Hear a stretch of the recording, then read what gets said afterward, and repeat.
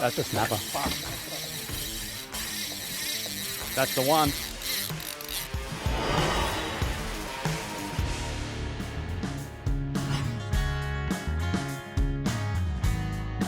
So it's snapper season. Port Phillip Western Port are fishing really well at the moment, but instead I'm in the car 2.5 hours down the road to a place called Port Welshpool, Wilson's Prom, and the whole target is to try and find that really big snapper. We might not get it, but this is the place to come. In this part of the world, East Gippsland, there's a lot of big fish in this part of the country. So I've got my good mate Timmy Hall coming with me. Tim's a dairy farmer. He's flat out busy at the moment, but I mentioned snapper and Welshpool and he's like, I'm in. So let's see what today brings. I am pretty excited. We've got a fair crack at it. We've got some good tide changes. It's all looking good.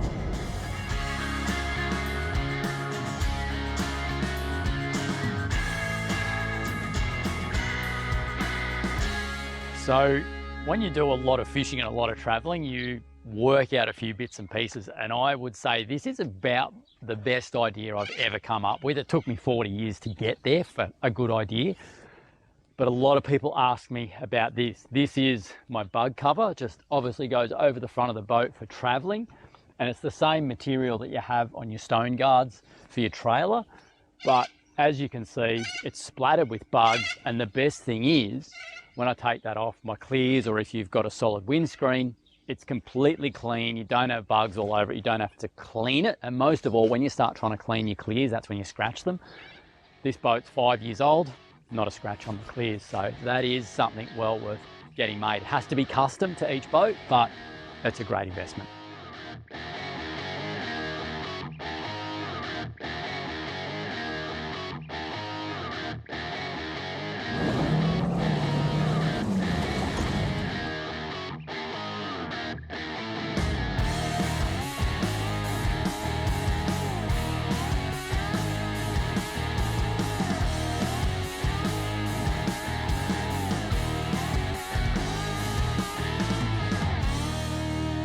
Alrighty everybody, this is Tim. Tim, you've been a little busy dairy farming lately? Yeah, just a little bit. Yeah, just a little bit happening. Bit going on, doing silage, and as it goes with farming, you're always breaking stuff. Yep. So last night you got to bed at 3:15. and I rang you at 6:30? 6:30. Yeah, you're pretty happy with that. Yeah, yep. Now Timmy, we've got run out tide at the moment.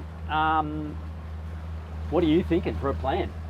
I think we're just going to have a sound around here and Try and find some big ones. trying to find some big ones. It's the right time of year, so we'll see how we go. Yeah, we're marking a few fish through here, but as I said in the car, the whole concept of this is we're trying to find that one or two really big fish. So we're just going to keep moving till we find a bit of an area, and then we just anchor up and put in the time. Put in the time. We're just going to sit here and wait, slug it out. That's it. I'll show you some bait quickly. Timmy, can you grab the wheel? Yep. Now, when it comes to packing your ice box, the trick to get the best result out of it is to have it as full as possible. When you've got a bit of bait or a bit of food in it that's frozen and you've got a big space of air, that's when stuff thaws out quicker. As you can see, this is chock-a-block. Now, these squid, yes, they're frozen, but they're fresh frozen. These are only like 2 weeks old. I packed them, so I know two things. They have not touched fresh water. They've literally been pulled out of the live well of the boat and put straight into these soft freezer bags. As you can see, the freezer bags cling to the bait. You don't get freezer burn.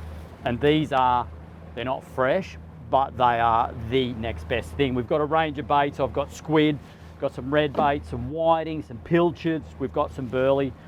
But the one bait that I won't come to Welshpool without is squid, whether it's fresh or frozen. You've just got to have it. Now we just need to find a couple of big fish, get these in. I'll leave this guy out, grab those out, and we'll get these thawing. It is pretty warm. Timmy's getting his gear in. So we have two sorts of rigs that we're using here. One being the extended paternoster. You've seen us use it a lot. So this one's got two hooks. I've got one over there with a single hook. I've got some 50-pound Black Magic Tough Trace to the easy rig. Take the clip off, mono dropper, holds the bait up off the bottom a little bit, but if you get snagged, then you just snap off the sinker and you don't lose your whole rig. The other rig that we're using is a paternoster, but this one's a little bit different to a standard, I suppose, with the main difference being a short dropper just like normal, but a very long dropper to the sinker. That's about probably 4 foot long. And the idea of that, holding the bait way up off the bottom, and you do tend to get less rays, and there's heaps of rays in this part of the world. Like, they are just the bane of your existence while you're here. You keep that bait up a bit higher and you do tend to get less. On the extended paternoster rig, we cast them out the back, and the standard paternoster rig, like this guy, straight down under the boat. And it's funny, some days every fish will come on these, and other days it's on that, other days it's on both. So it's about mixing up your rigs as much as mixing up your baits.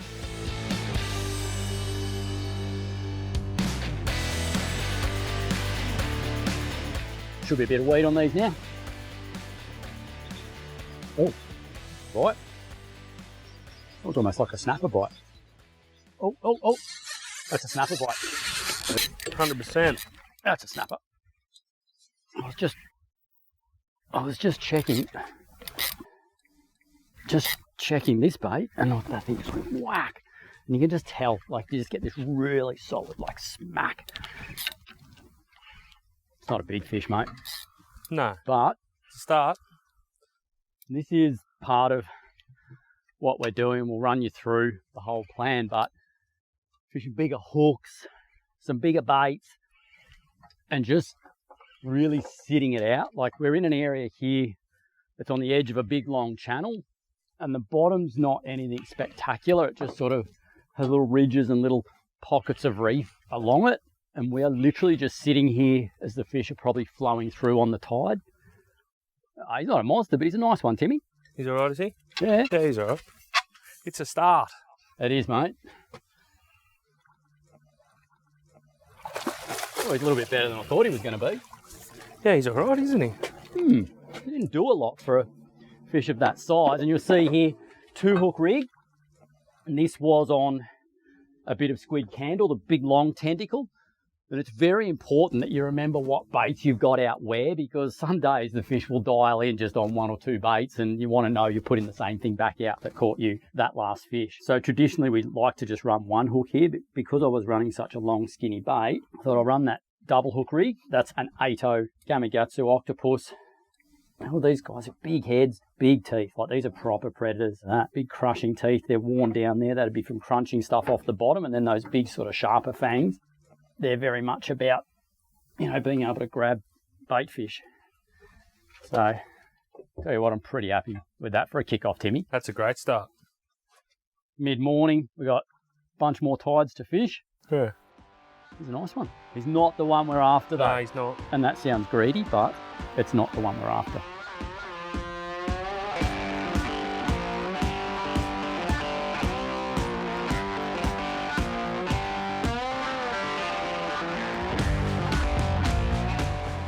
One of my favourite baits is a squid candle. Really easy way to rig it.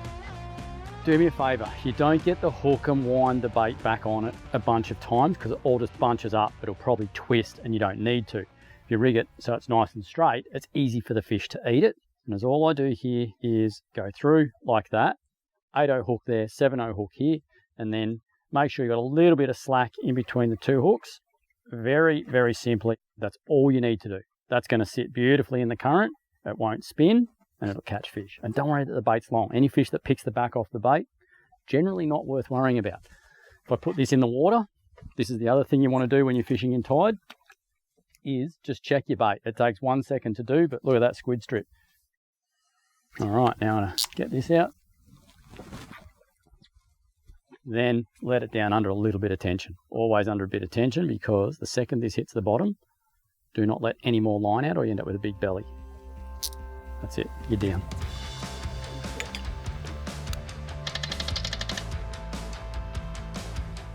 Oh, that's a flathead. Where's from there?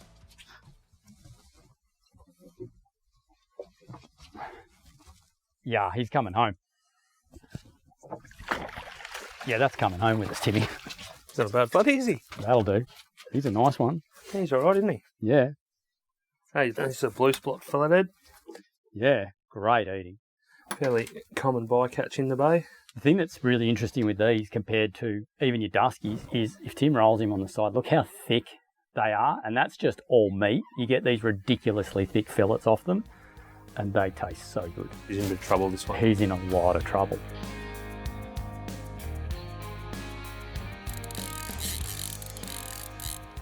That looks like a stingray, Timmy.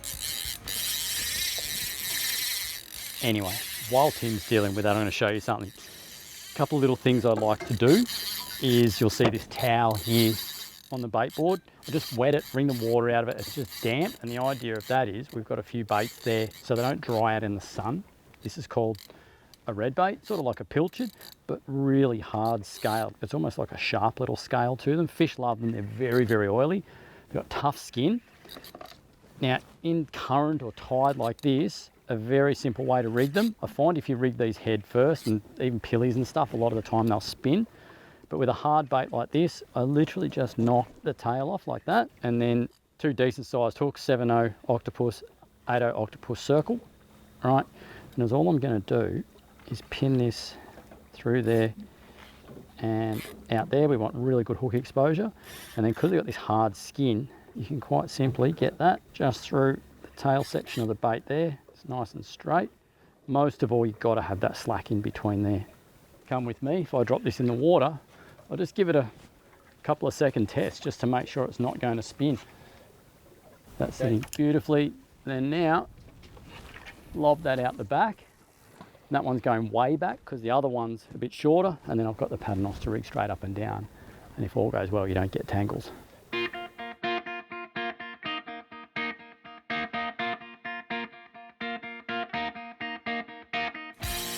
That's a snapper. That's the one. That's a big snapper, dude. That's a proper one. And I'm just getting this out the way so it doesn't get tangled, mate. Oh, look at those head shapes. That is the one. That howled off. Bit of drag on that too. How's that? The way it's going bang, bang, bang.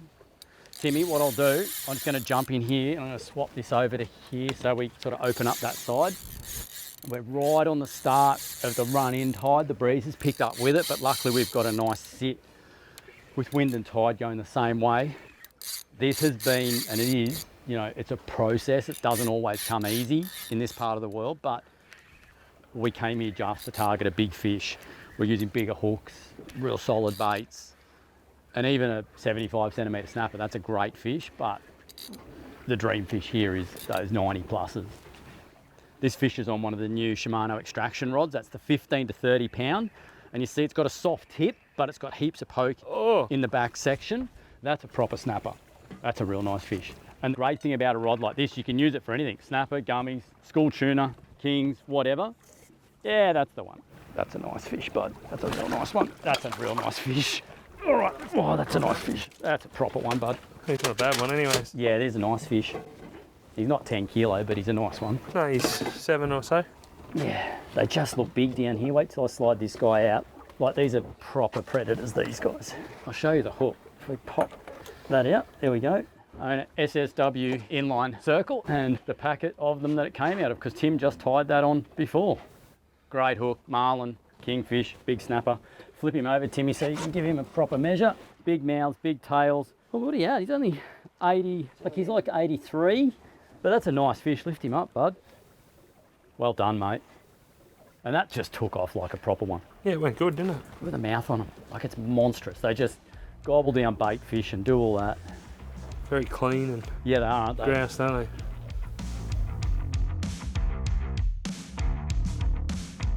Are they still there, Timmy? Yeah, mate, yep. Quick, quick, quick. This is why it pays to be organised.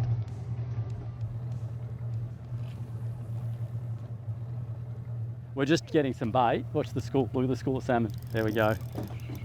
And we're just quickly getting half a dozen of these. So we've got some fresh bait. We're in the really crappy part of the tide. Like, it's pretty well slack water. So making use of our time to get some fresh bait while we have plenty of squid. Nothing beats a couple of fresh baits. And these are nice little Australian salmon. If we just get half a dozen of these, we're done. And this was just simply a case of, I suppose, you know, being a little bit alert to what's going on. Look at them all, look at them all, look.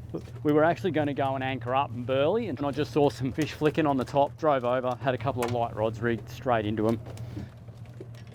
Quite simply just got my little quick fire squid rod, because I always take the squid rod with us because there's plenty of squid here, but it also doubles up as a whiting rod. spinning for little salmon, just really versatile. That's the 7'6" E. It's just a rod that's worth having with you every time you go fishing.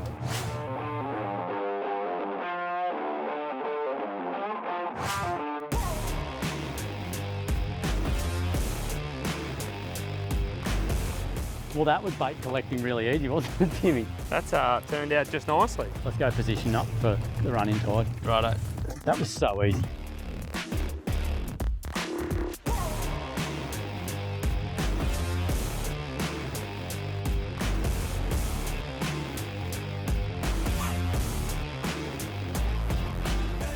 All right, so as I get older, food becomes more of a priority in the boat.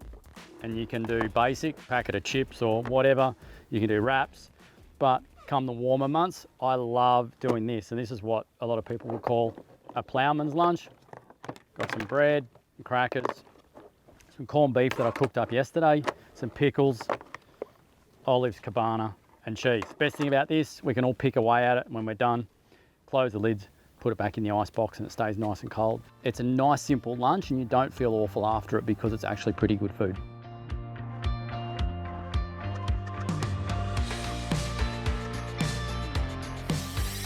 I don't think that... It's not what we want, it's not fast enough. Nah, that's not right. That'd be right. I get the flapper. That is the downside to this part of the world. These banjo sharks, eagle rays, either way, don't hurt them. It's their world too. I'll send him back. Time wasters. All right, I'll show you one of my favourite baits for big snapper. And there's a good reason for these working. And it doesn't matter if it's a salmon, whiting head, barracuda head, whatever it may be, but heads are a great bait for big fish because quite simply, small fish struggle to eat them because they can't crush it up. But a big fish, like a big snapper, will just come along and literally crush that head. Pickers will chew all this stuff out of the back, but that's fine. And when it comes to baiting up a head, really simply, I like a circle hook, single, and you just pin it straight through the bottom and then straight out the top like that. And as you can imagine, that's very hard. That bait sits beautifully. It doesn't spin in the current and it just works so well.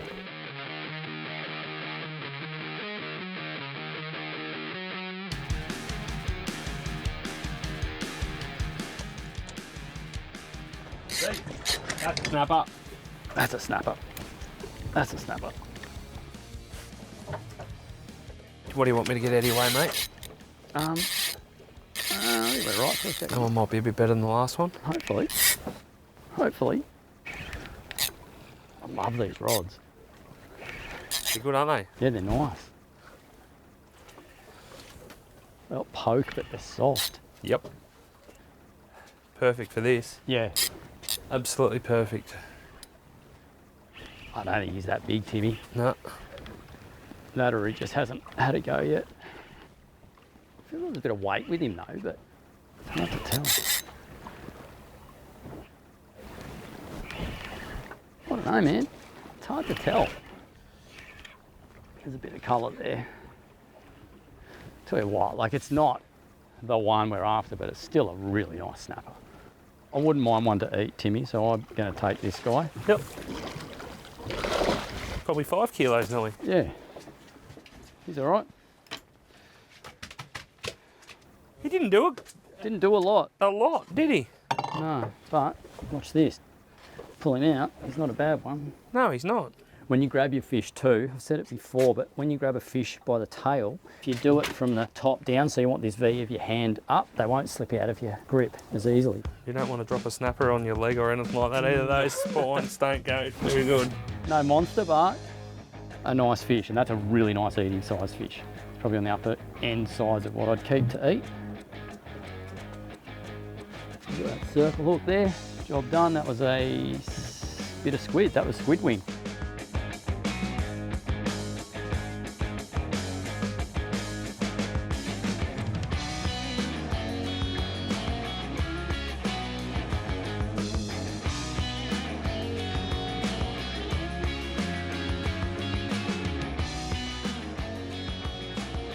Was that a snapper? That's a snapper, I think. That's a snapper. That's a snapper. That's on a salmon chunk.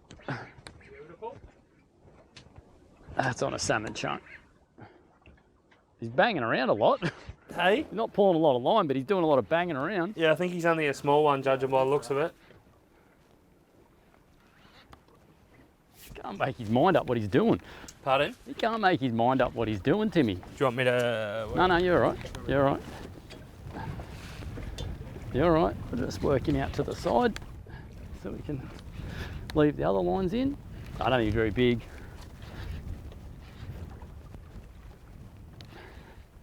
See, you're just keeping that rod sort of low. That way you can react with the fish, whether he comes up or goes down.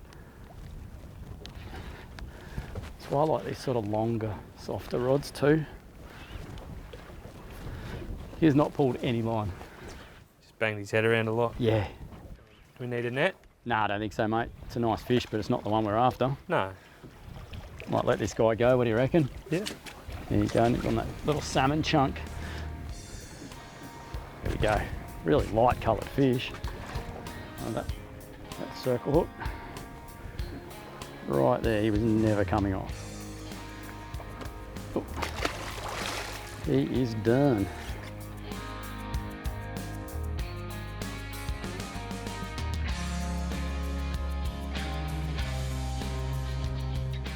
Timmy, you looking at what I'm looking at? Yeah, mate, yep. Yeah, that would explain why no bites in the last 4 hours. Yeah, mate, that barometer has crashed. Yep. And unfortunately, snapper don't generally like that, so No. we couldn't work it out. We're going, tide's perfect, we're coming to a tide change, we're getting towards sunset, and it just hasn't worked. However, we got a few lovely fish. We did, yeah. I think it's time to pull it, mate, and I don't know, I'm probably not going to fish tomorrow because the barometer's going to be like below a 1010. Yeah, no, it's probably not worth it, I don't reckon. No, so anyway. Let's bail. We're out of here. It's been a good day. We've caught a couple of really nice fish, so it has Been awesome. been a success. Yeah, bloody hope it has been. It's been good. Cool. Let's pack our stuff up and Righto.